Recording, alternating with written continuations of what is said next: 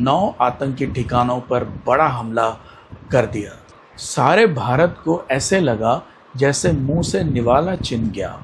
Tectonic plate के shift होने वाला भूकंप नहीं था। पाकिस्तान में इस हार का भी जश्न मनाया तभी हो सकता है जब आतंकियों का कोई सरगना, इसमें अमेरिका, चीन, ब्रिटेन जैसे देश हमेशा से चाहते हैं कि पाकिस्तान का अस्तित्व बना रहे। बहुत बड़ा कांड कर दिया है भारत ने।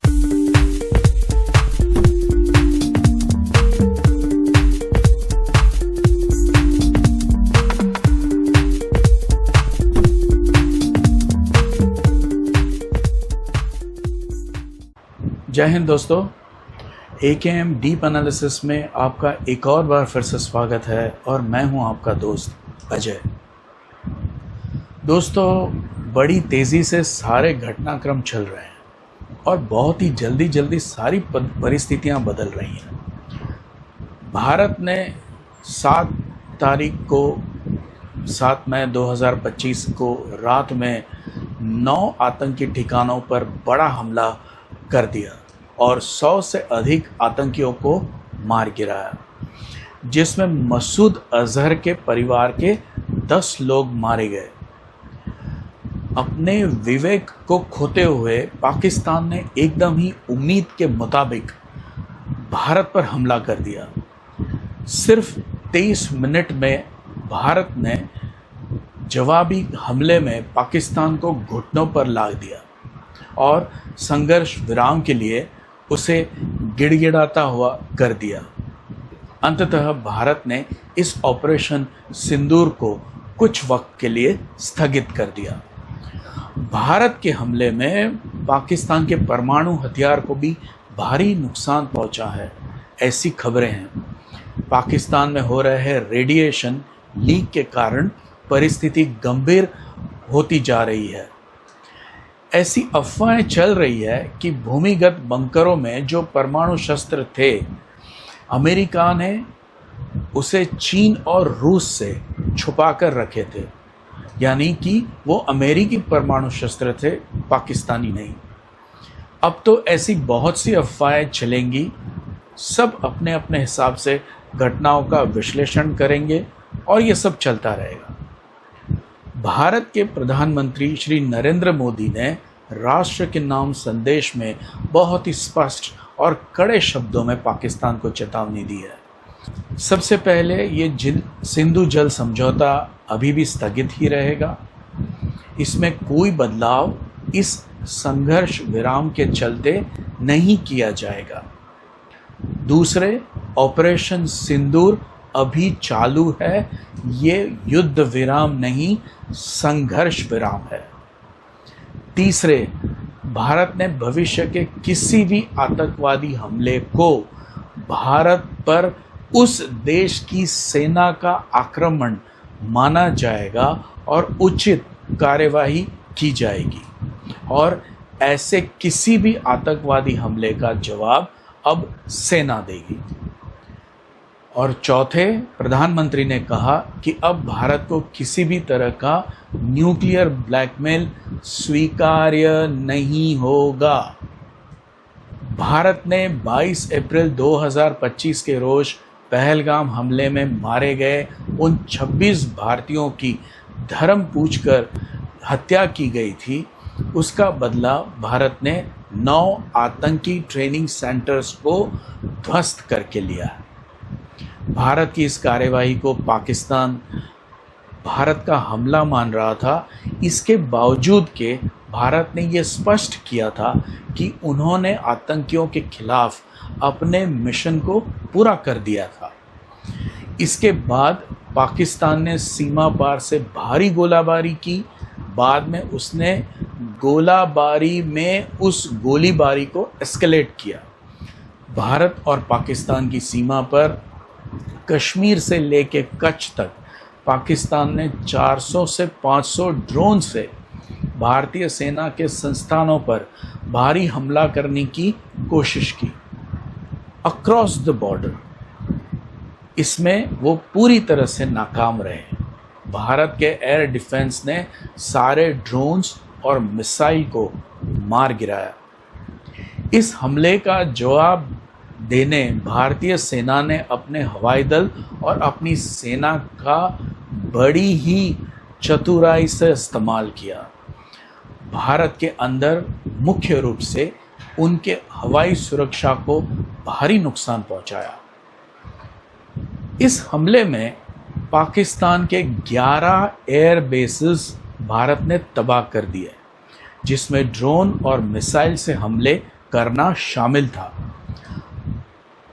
2 दिन तक चले इस संघर्ष में पाकिस्तान को घुटने पर लाने के लिए सिर्फ 23 मिनट लगे थे और 10 तारीख को दोपहर को 3:35 पर पाकिस्तान के डीजीएमओ ने भारत के डीजीएमओ से बात करके संघर्ष विराम का प्रस्ताव रखा, जिसे भारत ने स्वीकार कर लिया। सारे भारत को ऐसे लगा जैसे मुंह से निवाला छिन गया। अचानक हुए संघर्ष विराम ने पूरे देश को सकते में डाल दिया, क्योंकि भारत एक ऐसी स्थिति में था जहां से जीत बहुत करीब थी, जिसमें उसके 4 टुकड़े कर देना और हमेशा के लिए पाकिस्तान के नक्शे को बदल देना शामिल था। सारा देश इस बात से आहत था कि अमेरिकी राष्ट्रपति डोनाल्ड ट्रंप ने इसमें मध्यस्थी कराई थी। पाकिस्तान के आखिरी वक्त में अमेरिका ने बीच में आकर पाकिस्तान को बचा लिया था। लोग ये मान के चलने लगे थे कि मोदी सरकार ट्रंप सरकार के सामने झुक गई। ऐसे लग रहा था कि भारत के नेशनल इंटरेस्ट के ऊपर मोदी ट्रंप की दोस्ती भारी पड़ गई। लेकिन अब इस दावे के 5 दिन बाद ट्रंप फिर से पलटे हैं और उन्होंने किसी भी अमेरिकी मध्यस्थता से इनकार कर दिया है। ऐसे ही ये अपनी इज्जत का फालूदा कराते रहते हैं। महज 3 घंटे में पाकिस्तान घुटनों पे आ गया था। एक ऐसा हमला जिसने पूरी दुनिया को बुरी तरह से चौंका दिया था। बाद में धीमे धीमे से खबरें आने लगी कि भारत ने सिर्फ 23 मिनट में पाकिस्तान के 11 एयर बेस को तबाह किया था, जिसमें भारत ने अपने सर्वशक्तिमान ब्रह्मोस मिसाइल का इस्तेमाल किया था और भारत ने ऐसे 15 ब्रह्मोस मिसाइल फायर किए थे। बाद में ये खबर आने लगी कि ऐसे ठिकाने भी ब्रह्मोस मिसाइल के निशाने पर थे जहां पर पाकिस्तान ने अपने परमाणु हथियार जमा करके रखे थे। जब तक ये बात को समझते, दूसरी खबर आई कि किराना हिल्स में भारत ने पाकिस्तान के परमाणु हथियार के बंकर पर ब्रह्मोस मिसाइल से हमला किया था। ऐसी ही खबर सरगोधा एयरबेस और रावलपिंडी के नूर खान एयरबेस को तबाह करने के बाद भी आई।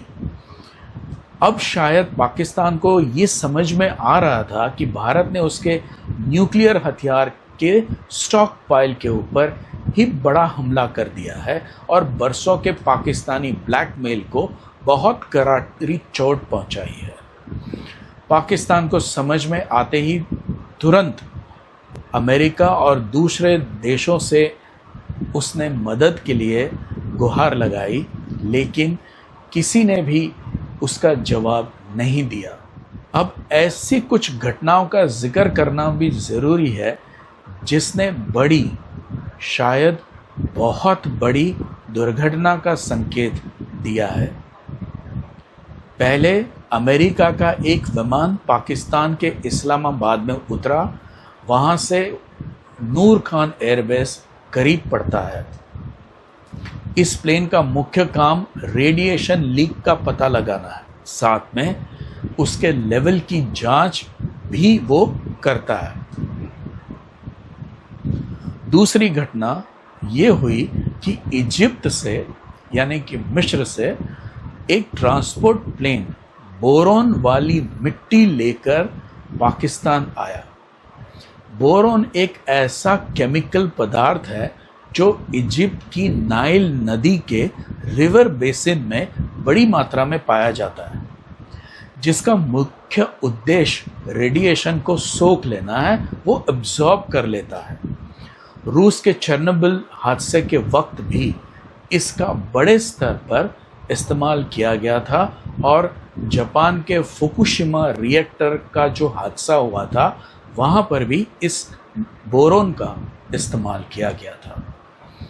तीसरा जो कारण है वो है भूकंप के झटके उस इलाके में नोट किए गए, और ये टेक्टोनिक प्लेट के शिफ्ट होने वाला भूकंप नहीं था, क्योंकि उसका दायरा बहुत छोटा और सीमित था।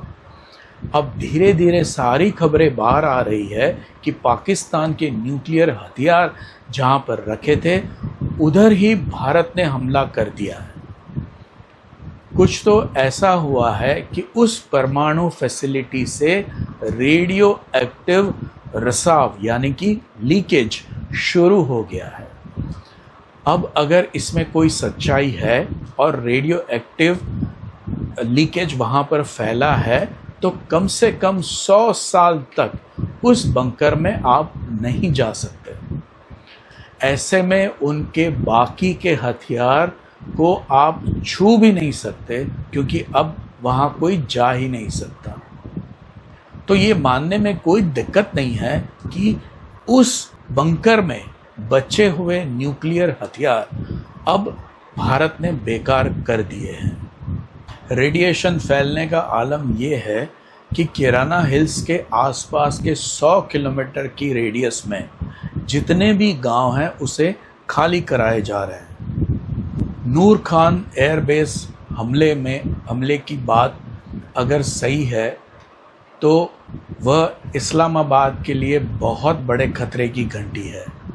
अगर यह रेडिएशन और भी बढ़ता है तो इस्लामाबाद भी खाली करवाना पड़ सकता है। इसका मतलब है कि भारत ने सिर्फ 23 मिनट के अंदर पाकिस्तान को घुटने पे ला दिया, जिसमें पाकिस्तान के परमाणु हथियार के भंडार पर भी हमला कर दिया। उसका परमाणु बम का जो सबसे बड़ा घमंड था, जिसके बलबूते वो भारत और दुनिया को ब्लैकमेल करता था, उसे पूरी तरह से ध्वस्त कर दिया। अब भारत ने बड़ा आक्रामक तेवर दिखाते हुए विश्व समुदाय से पाकिस्तान के परमाणु हथियार पाकिस्तान से छीनने के लिए दबाव बनाना शुरू किया है, और ये आर्ग्यूमेंट दी है कि ये शस्त्र, परमाणु शस्त्र आतंकियों के हाथ में जा सकते हैं। भारत विश्व समुदाय को समझाने में कामयाब हो गया है कि पाकिस्तान की पूरी अफसरशाही, जिसमें उसकी सरकार और सेना शामिल है, वो सारे आतंकियों के साथ जुड़े हुए हैं जब वो एक आतंकी के जनाजे में देखे गए। 1971 के बांग्लादेश के युद्ध के बाद पाकिस्तान को तो ये समझ में आ रहा था कि वो भारत से सीधे युद्ध नहीं लड़ सकता, तो उसने प्रॉक्सी वॉर का रास्ता चुना। ब्लीडिंग इंडिया विथ 1000 कट्स को अपने देश की विदेश नीति का हिस्सा बना लिया। 1998 में जब भारत परमाणु संपन्न देश बना तो पाकिस्तान ने भी खुद को परमाणु संपन्न देश घोषित कर दिया। अब वो आश्वस्त था कि परमाणु हमले के डर से भारत उससे पारंपरिक युद्ध नहीं करेगा और छोटे छोटे आतंकी हमलों का कोई उत्तर भी भारत नहीं दे पाएगा, क्योंकि अब वो परमाणु संपन्न देश था। और ऐसे ही हुआ। सिलसिला 2001 के संसद के हमले के ऊपर से शुरू हुआ, ये अब तक चल रहा था। इस समय के दरमियान भारत के ऊपर कई आतंकवादी हमले हुए। हमारे अपने देश के कुछ टुच्चे से नेता हमें डराते थे कि हमें पाकिस्तान के साथ बातचीत करनी चाहिए, क्योंकि उसके पास अब परमाणु हथियार है। भारत की आज के विपक्ष की उस समय की सरकारें हुआ करती थी। 2008 के मुंबई के आतंकवादी हमले को हिंदू आतंकवाद का हमला बताने की नाकाम कोशिश होगी। रेडियो एक्टिव रिसाव में यह सारे अनुमान हैं जो परिस्थितिजन्य साक्ष्य यानी कि सर्कमस्टेंशियल एविडेंस पर आधारित है। भारत सरकार ने अभी तक इस हमले की पुष्टि नहीं की है, ना तो विश्व के किसी भी देश ने, including United states of America ने। ये सारे अनुमान कुछ घटनाओं के घटने के कारण बने हैं जो मैंने अभी आपको बताए। पाकिस्तान में इस हार का भी जश्न मनाया जा रहा है। ऐसे में अगर किराना हिल्स का सच बाहर आएगा तो पाकिस्तान की जनता कभी स्वीकार नहीं कर पाएगी कि भारत ने उसकी सेना और सरकार के रहते इतना बड़ा हमला करने में वो सफल रहा है। इस संघर्ष से चीन को एक बहुत बड़ा झटका लगा है। ये इतना बड़ा झटका है कि उसका अपना आत्मविश्वास भी इसमें से हिल जाएगा। चीन अपने सारे शस्त्र जो भी उसने पाकिस्तान को दिए थे वो सारे के सारे निष्फल हो गए हैं, फेल हो गए हैं। अब उसे अब ये भी सोचना पड़ेगा कि उसकी अपनी हवाई सीमाओं को कैसे मजबूत करेगा, क्योंकि अब वो जानता है कि भारत के हथियार की रेंज में चीन आ जाता है। चीन अब कैसे पाकिस्तान को विश्वास दिलाएगा कि उसके हथियार भारत का मुकाबला नहीं कर सके, और अब उसके बारे में वो क्या सोचता है। खबरें तो ऐसे आ रही है कि चीन ने अपने आधुनिक अपग्रेडेड रडार्स जो MQ-9 है उसका अपग्रेडेड वर्जन पाकिस्तान को ऑलरेडी भेज दिया है। अमेरिका भी F-16 को गिराने के कारण से आहत है, नाराज है, बौखलाया हुआ है। उसे भी समझ नहीं आ रहा है कि ऐसा कैसे हो सकता है, उसके लड़ाकू विमान को कोई कैसे गिरा सकता है। अमेरिका, चीन, ब्रिटेन जैसे देश हमेशा से चाहते हैं कि पाकिस्तान का अस्तित्व बना रहे।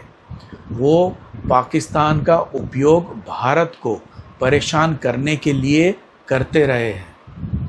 भारत ने अपने बलबूते पर खुद को एक परमाणु शक्ति घोषित किया, जबकि पाकिस्तान को इतनी जल्दी 7 दिन के अंदर उसके पास इतना क्रिटिकल मास कहाँ से आया, वो एक बड़ा सवाल है। पाकिस्तान के रक्षा मंत्री ख्वाजा आसिफ तो कह चुके हैं कि पश्चिमी देशों ने पाकिस्तान का उपयोग पिछले 30 वर्षों से भी अधिक समय से किया है। भारत की हवाई सुरक्षा का सारा जिम्मा अधिकतर भारत की आत्मनिर्भर योजना के तहत अपनी भी बनाई हुई एंटी मिसाइल डिफेंस सिस्टम ने लिया था। मतलब कि ये मेक इन इंडिया का कमाल था। भारत भर के रक्षा विशेषज्ञ ये समझाने की कोशिश कर रहे हैं कि भारत ने इस युद्ध को सिर्फ 30 मिनट में ही अंजाम तक कैसे पहुंचा दिया था, और आधिकारिक रूप से 4 दिन में इसको ख़त्म कर दिया। जबकि एक तरफ रूस और यूक्रेन का युद्ध 3 साल से चल रहा है, और दूसरी तरफ गाज़ा में इज़राइल और हमास के बीच का युद्ध करीब 2 साल से चल रहा है।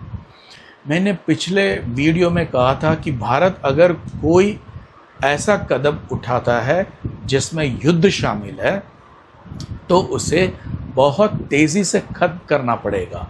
अगर लंबा खिंचता है तो मित्र देश भी आकर हमारे पर संघर्ष विराम के लिए दबाव बना सकते हैं।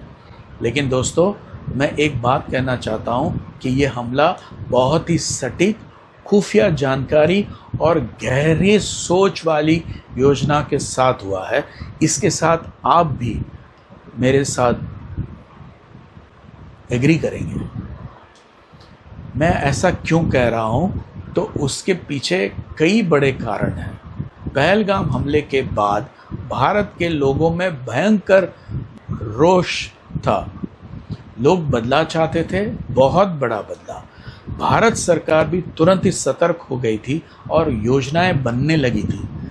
ये तो तय था कि बहुत बड़ा हमला होगा, जिसे किसी ने आज तक नहीं सोचा होगा, और इसकी हिंट प्रधानमंत्री नरेंद्र मोदी ने बिहार की एक जनसभा को संबोधित करते हुए दी थी। भारत जिस युद्ध डॉक्ट्रिन में मानता है उसे डिफेंसिव ऑफेंस कहता है। भारत अपनी डिफेंस को बहुत मजबूत करेगा, और उसने किया, और हमला करने की ताकत बहुत ज़्यादा बढ़ाएगा जो उसने बढ़ाई। ये तो तय था कि भारत उन आतंकियों के कैंप पर भारी हमला करेगा। भारत चाहेगा कि इस हमले में ऐसे लोगों को टारगेट किया जाए जिससे आतंकियों में खौफ फैले। ऐसा तभी हो सकता है जब आतंकियों का कोई सरगना इसमें मारा जाए, क्योंकि ये सीधी सी बात है कि अगर आतंकी सरगना या उसके करीबी का खून जब तक नहीं बहता तब तक पहलगाम जैसे हमले होते रहेंगे। अब ऐसे आतंकी के ऊपर हमले की तैयारी होनी शुरू हो गई होगी, तो इसके लिए भारत ने अपने खुफिया तंत्र को साधा होगा। कौन, कितने, कब और कहां, एक बार ये जानकारी हाथ लगी तो फिर ये तय हुआ कि कैसे और आखिर में कब। सारी तैयारियां सेना को करनी थी। सिर्फ कब पर एक बार तय हुआ तो 7 मई 2025 की मध्य रात्रि को आतंकियों के 9 ठिकाने को एक प्रिसीजन बॉम्बिंग के तहत ज़बरदस्त और सटीक हमला किया गया। भारत की सुरक्षा की टीम ये जानती थी कि जैसे ही आतंकियों के ऊपर वो कोई भी कार्यवाही करता है तो पाकिस्तान उसे अपने ऊपर भारत द्वारा किया गया हमला समझेगा, और ऐसे में वो बदले की कार्यवाही ज़रूर करेगा, जिसमें पाकिस्तान भारत के ऊपर बड़े हमले कर सकता है। अब ये हमले पाकिस्तान युद्ध के जैसे हालात बनाने के लिए करेगा। भारत यह भी जानता था कि पाकिस्तान की सेना कोई बड़ी ताकत नहीं है, और उसके साथ में उसके पास ज़्यादातर चीनी और तुर्की बनावट के शस्त्र हैं, जो भारत के लिए कभी भी चुनौती थे ही नहीं। चीन के सारे हथियार, उसके लड़ाकू विमान, रडार सिस्टम, मिसाइल्स, ड्रोन्स, सब कुछ अमेरिकन नेविगेशन सैटेलाइट सेवा जीपीएस पर चलता है, और उसके कोऑर्डिनेट्स भारत के पास भी है, जिसकी मदद से उसने चीन के HQ-9 रडारों को जाम किया, और सारी मिसाइल्स और ड्रोन्स को पहले ही उन्होंने निशाना बना दिया। एक बार रडार जाम, पूरी पाकिस्तानी हवाई सीमा खुल गई, और अब जब चाहे जिधर चाहे पाकिस्तान पर कहीं पर भी भारत हमले कर सकता था। दोस्तों, भारत ने पहले ही अपना नेविगेशन सैटेलाइट सिस्टम नाविक पृथ्वी की कक्षा में स्थापित कर दिया था, जिसके कोऑर्डिनेट्स किसी के भी पास विश्व में नहीं है। मतलब ये था कि हम चीनी हथियार को जाम कर सकते थे, हम तुर्की के हथियार को जाम कर सकते थे, लेकिन दुश्मन हमारे किसी भी हथियार को जाम नहीं कर सकता था। हमारी सरकार की दीर्घ दृष्टि को सलाम है, जिन्होंने पहले से ही ऐसी स्थिति की आहट सुन ली थी, जिसके चलते भारत ने अपना खुद का नेविगेशन सैटेलाइट बना के अंतरिक्ष में तैरता कर दिया था। अगर पाकिस्तान के साथ युद्ध की स्थिति बनती है तो पाकिस्तान के पास हमले करने के लिए 2 पर्याय थे। एक था जम्मू कश्मीर और पंजाब की सरहद और दूसरे थी कश्मीर से लेके कच्छ तक की भारतीय हवाई सीमा। Advanced anti air defence system की मदद से कश्मीर से कच्छ तक हवाई सीमा की एक इलेक्ट्रॉनिक दीवार खड़ी कर दी गई थी। जम्मू कश्मीर में बहुत बड़े पैमाने पर इन्फेंट्री और आर्टिलरी की तैनाती को भी मजबूत किया गया। दुनिया इस बार भारत की इंटीग्रेटेड डिफेंस सिस्टम का पराक्रम देखने वाली थी, जिसमें सरहद के सारे रडार और एंटी डिफेंस सिस्टम को मिलाकर एक बड़ी अभेद सुरक्षा व्यवस्था बनने जा रही थी। और ऐसे भारत ने कश्मीर से कच्छ तक के लिए ऐसी इलेक्ट्रॉनिक दीवार खड़ी कर दी जिसे न तो भारत के फतेह एक भेद पाए, न तो तुर्की के बैरक्टर TB2 ड्रोन्स या यह ड्रोन्स भेद पाए। हमारे लोग कितने काबिल और होशियार थे कि उन्हें ये तक पता था कि यहीं पर एक ऐसा मौका मिलेगा कि आने वाले कई दशकों तक की शांति हो जाएगी। दोस्तों, ये डिफेंसिव यानी स्वरक्षा और ऑफेंस मतलब हमला, आक्रमण की प्लानिंग में ये सुनिश्चित किया गया कि ऐसी चोट पहुंचाई जाए कि पाकिस्तान उठ खड़ा ना हो पाए। पाकिस्तान की सबसे बड़ी कमजोरी ये है कि उसे शत्रु बोध तो है, लेकिन वो भ्रम में रहता है कि वो ज्यादा ताकतवर है और भारत से बहुत आगे है। धर्म की गलत समझ ने उसे अति आत्मविश्वास होता चला गया था कि वो भारत को तो यूं चुटकियों में पराजित कर देगा। ये उनका कसूर नहीं है, उनकी शिक्षा प्रणाली पूरे झूठ और फरेब पर आधारित है। हर एक पाकिस्तानी ये सोचता है कि भारत के हिंदू बड़े खराब हैं, गंदे होते हैं और उनका नरसंहार हर एक पाकिस्तानियों का फर्ज है। सिर्फ 7 साल के बच्चे हिंदू यानी भारत से नफरत करते हैं और उसे मिटाने के ख्वाब देखते हैं। उनके लिए भारत मतलब हिंदू।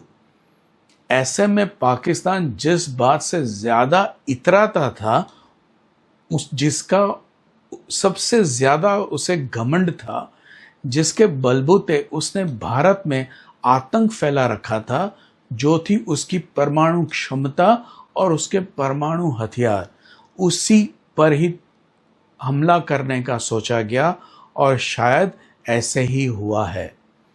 किराना हिल्स की पहाड़ियों में अब ऐसा है कि दोनों देश हर साल की जनवरी में एक एग्रीमेंट के तहत एक दूसरे को अपने परमाणु संस्थानों की सूची का आदान प्रदान करते हैं, जिसमें किसी युद्ध जैसे हालात में इन संस्थानों पर हमले नहीं करने की सहमति बनी हुई है।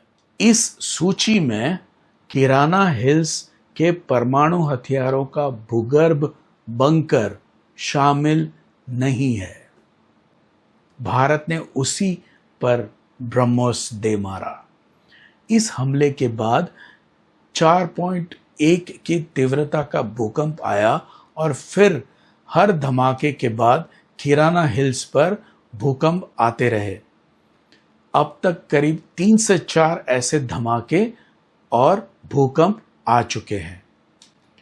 दोस्तों, परमाणु हथियारों को शेल्फ के ऊपर नहीं रखा जाता। इसके सारे कंपोनेंट्स अलग अलग होते हैं और अलग जगह पे रखे जाते हैं। जब इसका इस्तेमाल करना होता है तो सारे कंपोनेंट्स को इकट्ठा किया जाता है और फिर उसमें डेटोनेटर लगाया जाता है। तब उसके बाद वो हथियार क्रिटिकल कहा जाता है और उसे ट्रांसपोर्ट के लिए ले जाया जाता है। ये धमाके असल में परमाणु धमाके नहीं हैं, लेकिन रेडियो एक्टिव मटेरियल में हुए धमाके हैं, जो परमाणु हथियारों से थोड़ा कम घातक होता है। रेडियो एक्टिव तो होता ही है किसी भी हाल में, जानलेवा भी होता है। अभी के लिए हम इस निष्कर्ष पर पहुंच सकते हैं कि भारत ने पाकिस्तान की दुखती रग को दबाया है। अगर परमाणु शस्त्रों के भंडार में हुआ अकस्मात में कोई सच्चाई है तो ये अकस्मात पाकिस्तान को बहुत महंगा पड़ने वाला है और उसे वो बहुत पीछे ले जाएगा। हरियाणा के सिरसा में जब फतेह एक मिसाइल को तोड़ दिया गया तब भारत सरकार को समझ में आ गया कि अब परमाणु हमला होने की शक्यता है। समझने वाली बात यह है कि भारत के रक्षा विशेषज्ञ ये भी जानते थे कि पाकिस्तान असल में अब परमाणु हमला कर सकता है। भारत की ये घोषित नीति है कि वो पहले परमाणु हमला नहीं करेगा, लेकिन अभी की सरकार की ये नीति है कि वो हमला होने तक राह भी नहीं देखेगा। इसरो ने अभी अभी बताया है कि उसके 10 सैटेलाइट्स भारत के ऊपर उन्होंने लगाए थे और वह सारे पाकिस्तान में हो रही हर एक गतिविधि को गौर से देख रहे थे। जैसे ही थोड़ी सी हलचल पाकिस्तान की तरफ से होनी शुरू हुई कि अब परमाणु हमला वो कर सकता है, उसके पहले भारत ने अपने ब्रह्मोस सुपरसोनिक मिसाइल के जरिए पाकिस्तान के मिसाइल की स्टॉक पाइल के ऊपर ही जबरदस्त हमला बोल दिया। ये बहुत बड़ा कांड कर दिया है भारत ने। सारी दुनिया सदमे में है, अमेरिका रूस के सहित, लेकिन पाकिस्तान विश्व समुदाय के सामने फरियाद नहीं कर सकता क्योंकि ये किराना हिल्स वो सूची में शामिल नहीं था। तो भारत पर परमाणु हथियारों पर हमला करने का आरोप भी नहीं लग सकता। भारत की प्लानिंग और रणनीति की तारीफ विश्व भर में हो रही है, सिवा भारत के विपक्ष के। वो सरकार से पूछ रहा है कि पाक अधिकृत कश्मीर वापस लेने का वो आखिरी मौका था, तो भारत ने उसे क्यों नहीं लिया? भारत एक सशक्त देश के रूप में उभरा है।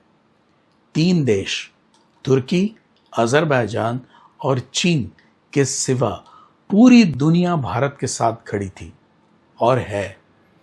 इस हमले के अंतर्राष्ट्रीय और राष्ट्रीय असर के बारे में किसी और वीडियो में चर्चा करेंगे। तब तक के लिए आज्ञा दीजिए। मेरे इस वीडियो को लाइक करें, अपने दोस्तों में शेयर करें, चैनल को सब्सक्राइब करें और बेल आइकन दबाना बिल्कुल भी ना भूलें। जय हिंद, वंदे मातरम, भारत माता की जय।